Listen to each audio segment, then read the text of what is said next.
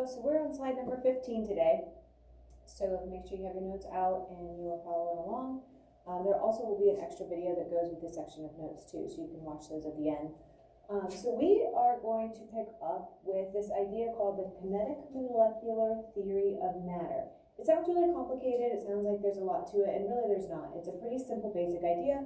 We've actually already been talking about it, we just haven't given it that name yet. So all matter is composed of small particles. You know that, they're called atoms, molecules, ions, depending on kind of what form they're taking. They're going to be in constant random motion. Now, we've said for solids, that's just a small vibration. Liquids, they have more ability, those molecules are moving more, and then as gases, they're moving even more. But even as a solid, there is that small, slight vibration to it. And so you can't have an item, a molecule, a substance that has absolutely no molecular motion to it. It's something that's called absolute zero. You'll learn more about it as you go through high school. Right now, all you need to know, I don't want to complicate things, but all you need to know is that all molecules are going to have at least a little bit of movement, that little bit of vibration, even things that are extremely cold. Okay, so they all have some constant random motion. And again, all of our pictures have been showing this, right? The solids obviously look like there's the least motion, and there really is, but there's just that slight vibration. The liquids moving kind of can flow, and then obviously the gases always look like they're moving and flying all about. Because they're moving, they're going to constantly collide with each other in the walls of the container if they're being contained. And again, that's not like extremely, new information or anything that's unrealistic. It's pretty common sense. If they're moving, they're going to bump into each other. So we've been saying all along that the key to this whole unit is how tightly packed are those molecules?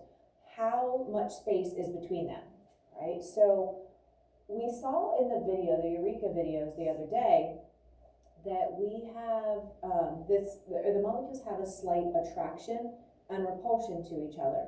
So if we can break that attraction, that separates them, giving more space between them. If the attraction is not overcome, then they kind of stay together, right? So kind of keep that visual in your mind.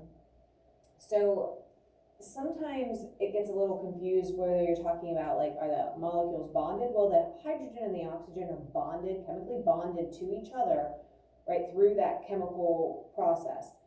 But the individual water molecules themselves are not bonded to each other. So one water molecule is not bonded to another. So if my marble is a water molecule, this marble is a water molecule, they're just close to each other or they're far away from each other.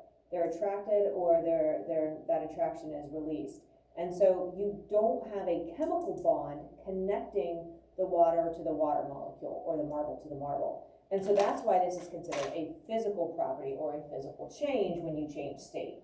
That attraction changes, but not the bond that is actually holding the water, or the hydrogen and the oxygen together to make that water molecule. So the kinetic energy of the particle is directly proportional to temperature. And we've been talking about this as well. I've been mentioning it. It hasn't been in any of our writing yet. But whatever temperature does, kinetic does. Okay? So if temperature goes down, kinetic goes down. Temperature goes up, kinetic goes up. So remember that relationship. If you keep that in mind, you're going to be in really good shape to understanding the next part of this unit.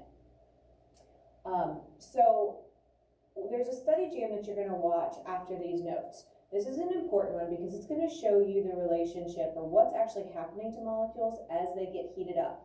As thermal energy is put into them, what happens, right? And it just increases the speed of the molecules. Kinetic energy is all about motion. So if you increase temperature, just think of increasing the speed of those molecules. The more they move, the more they move, the more they move. Okay, so that's the relationship. Whatever, if you're increasing that temperature, you're increasing the motion.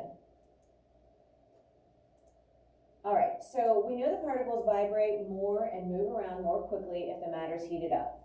The opposite is also true. Obviously, if you remove thermal energy, like turning down the stove, right, you are letting some of that thermal energy leave the system and things start to cool down. That slows the molecules back down. And this is the main way that we change our states from one to the other. So temperature is really just the average kinetic energy of something. Obviously, we don't think of it like that. We say, oh, it's really cold outside. We're not thinking, oh, the molecules are not moving very much, right? That's not the way our brain naturally goes. That's not how we instantly think of anything like that with temperature. So obviously, we know that in science, sometimes our everyday understanding is not the exact same as what we experience or need to talk about in a scientific form. So temperature is really that direct connection with the molecule's motion. And adding and removing heat, that thermal energy is transferring into that molecular motion is the number one way to change from one state of matter to the other. So if I have solid ice as an ice cube, if I apply thermal energy to it, that increases the temperature, that increases the motion of the molecules, right? If I add even more temperature, I crank up the heat, I increase more thermal energy, that thermal energy transfers into kinetic energy. That kinetic energy is motion. Those liquid molecules you can see here are bubbling, bubbling, bubbling, right? You add even more, you get to that point where phase change is taking place for a second time, or excuse me, a third time, and you go from the liquid to the gas version, right? And so every time you keep increasing thermal energy, if you increase it to certain points, you're going to reach that phase change, and then from there, you're going to see the next state of matter, right? This can also work in the reverse. If you reduce the temperature, or the heat, reduce that thermal energy, it reduces the kinetic energy. As the kinetic energy goes down, that means the speed of the molecules start to slow down and the molecules come closer together, going back to the liquid. You take even more of that temperature or thermal energy away, and so as you move reduce that thermal energy, the heat goes down, temperature goes down, meaning kinetic energy goes down, so it slows down even more, because remember, kinetic energy is energy of motion. All right, so we know that when things are cold and things are hot, they're going to kind of react a certain way, right? So like when you get hot, what do? Do you spread out, like, get away from me, I'm too hot, give me some space? Or do you like get real close and be like, oh, I'm really hot, I want to like stay real bundled up together, real close? Obviously, when you're hot, you spread out, right? That's pretty common, right? So notice there's more space between the molecules usually when they're hot. When they're cold, just like us, like it's cold outside right now in January and February, right? You bundle up, you get yourself real close, you get real shivery, and you get real tightly bundled with yourself, right? You don't want your legs and arms to be spread way around, like way apart, right? You want to keep everything nice and close, keep your fingers in. Instantly, you like clutch your fingers. You don't want to be like, oh, I'm gonna have my fingers spread apart and let them get real nice and cold, right?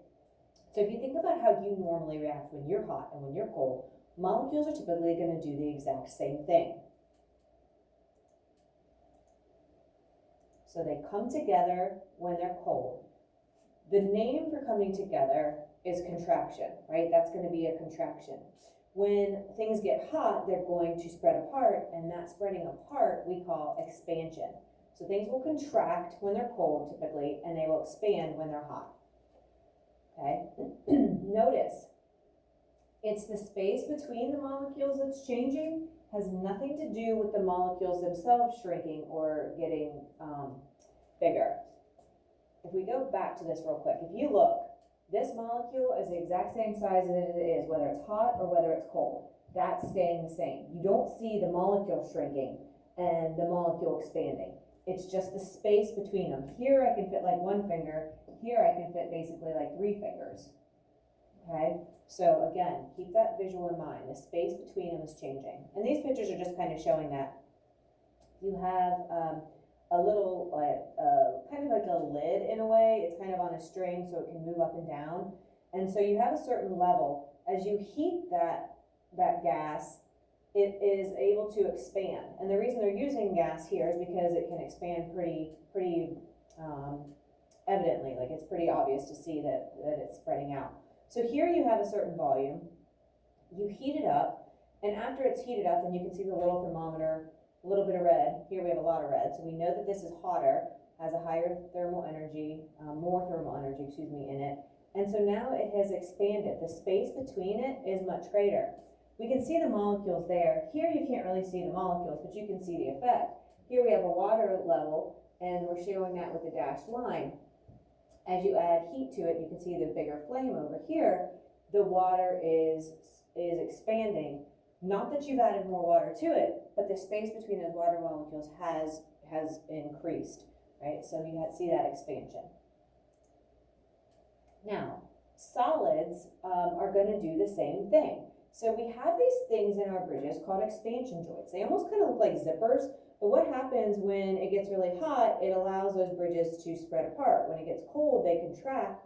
It gives them that kind of play, that wiggle room to allow. If it was stiff and just solid, it would crack. We don't want it cracking. Obviously, that's going to be a problem. But if you have it built in that it can expand when it gets warm and it can contract when it gets cold, that is a brilliant idea. Obviously, you can see this train track did not have expansion joints. And so before we understood so much about what's going on with expansion and contraction of our materials, we didn't account for that, right? So our railroad tracks now actually have like little slides, and they have that kind of built in where they can take some of that heat and they can expand, or they can take that cold and contract. Right? And so you can see here, when this little blade is heated, it causes it to curve. The molecules change and there is that expansion. And you'll watch a video, I believe tomorrow, that's going to show this. Okay, again, these are just all showing examples of what's going on. That's how we use that same idea in hot air balloons. The hot air will expand and it fills the balloon and it causes it to rise, right? You see the same thing happening here. The gas, the balloon is not full. Once the Bunsen burner is turned on and the heat is warming this, it causes the gas molecules to spread apart. And because they're gas, they can fill whatever they're in. Well, now they need the space of the balloon as well. So you can see that. Cold, the spaces are not very great. Hot, they are greater. Steam engines work the same way. And again, there'll be a video that you'll watch to kind of show all of this tomorrow. Now, I've been saying all along, use water. Think of water when you think of all of these states of matter. Well, water has one very, very special kind of exception. It does not do the same thing as most other materials when you're talking expanding and contracting. Think about putting a bottle of water in the freezer. If you put a totally full bottle of water in the freezer, think about what happens to it. Does the bottle stay the exact same? You probably all are thinking it expands, right? We just said that cold things should contract. So really the bottle, you would think everything should suck in, when really it doesn't. So when you're thinking contracting and expanding, think about what you do. You want to get bigger and spread out, right? You want to you don't want to be all close together. Think about what you do when you're cold.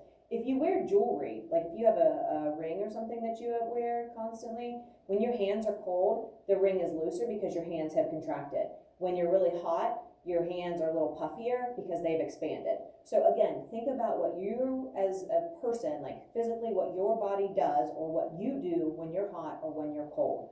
That's what everything will pretty much follow. Water is not the example to follow when we're talking expanding and contracting, okay? It's great when we're talking about everything else though.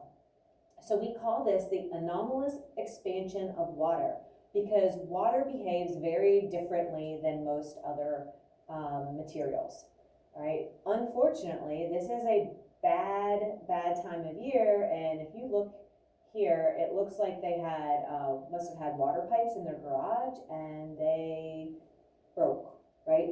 If the lines freeze, you're going to have some serious issues, right? Because if they freeze and they expand as they freeze, then it's going to crack the pipes, and if water keeps flowing, as it starts to come out, it's going to just start to freeze everywhere as it goes. You can see where it's cracked here. If they don't turn off fountains or winterize them, that will happen with fountains. And then we talked last year about frost wedging with type of physical weathering. And so, and that's part of the reason our roads here in Ohio get so bad. If it has a little crack and water gets in it and it freezes, then it's going to expand as it freezes, and then it thaws, and then it turns to water, liquid water again. And then if it fills up with more water, it's just going to keep getting back in that crack and keep expanding it and eventually weaken it till the roads look like this. If you've ever gone down south, a lot of times they don't dig and bury their water lines 3 feet deep like we do because they don't get that freezing temperatures like we do. And so if they get a freak storm where things do freeze, they're really kind of nervous and scrambling around, right? Because they are not equipped for that. We are more equipped, and obviously we live in a climate that we get below freezing temperatures, so we need to account for that. But I know like there's some places in Florida where you'll see like some water lines sometimes just like running along next to the building. And so it's just kind of odd for us to notice because we have to take into account, that's gonna freeze here, but there it won't. So again, because we live in Ohio, we get to experience a lot of these things. If we lived in Florida, like this would be kind of foreign. We'd be like, what are you talking about? Like you have to worry about your water freezing, right? So I guess it's good for our understanding, not always good if you are the victim of a frozen pipe or a pipe that busts because it froze and then it expanded. So here's the reason why, and you're going to watch a video about this tomorrow, but most solids are going to be more dense than their liquid counterparts. Typically that's the way because the molecules pack more tightly. So more mass in a smaller volume means they're going to be more dense if you think of our density equation. Well, water is the exception. As the water molecules form the solid, the H2Os kind of form like a circle. So as they form, you're going to see this kind of circle forming, and it's almost kind of like a little life preserver in a way. And so there's going to be these open spaces, and we'll see a video or a picture of this on the next slide. So if you look, we know that solid water floats, like our ice cubes, icebergs, right? You see the ice is going to be less dense, and so it has a density that is less than 1, and that means that the molecules are more spread apart. Even though it's a solid, it has that crystalline structure, but it has openings, it has gaps in it. And so that is the reason why water doesn't behave the way most solids do. So here's the solid version. Okay, you see that opening. So here's a water molecule, 2 hydrogens, 1 oxygen, 2 hydrogens, 1 oxygen, 2 hydrogens, 1 oxygen. And as they connect and they form, because of their arrangement, kind of like, it always looks kind of like the Mickey Mouse ears, right? There's the head and there's the ears, right? That H2O, the way that it forms that chemical bond, it's going to form that connection that you see here.